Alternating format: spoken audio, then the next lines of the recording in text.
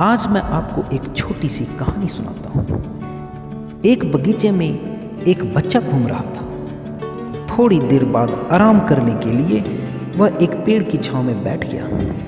तभी उसकी नज़र पेड़ में एक छेद पर पड़ी और उसने देखा कि उस छेद के अंदर एक तितली थी, जो उस छोटे से छेद से बाहर निकलने के लिए संघर्ष कर रही थी और उस छेद को और बड़ा करने की कोशिश कर रही थी।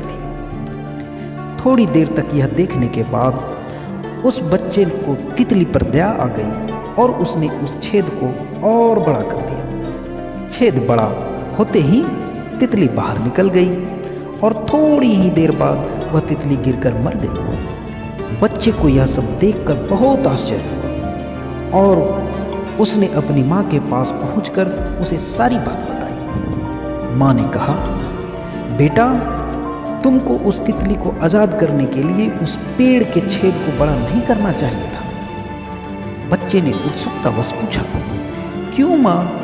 मैं तो केवल उस तितली को आज़ाद होने में उसकी मदद कर रहा था।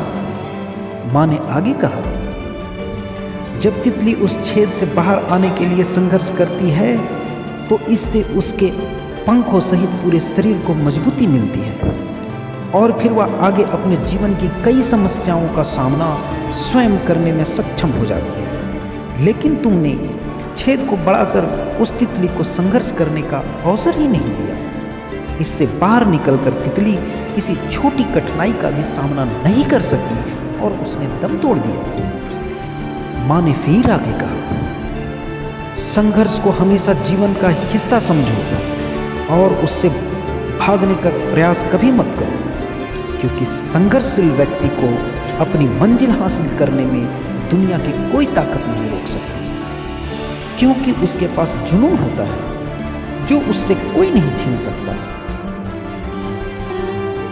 यह कहानी हमें यही सिखाता है कि जीवन का अर्थ केवल संघर्ष में है।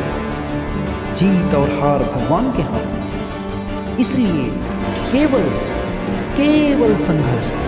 If there is no struggle, there is no progress.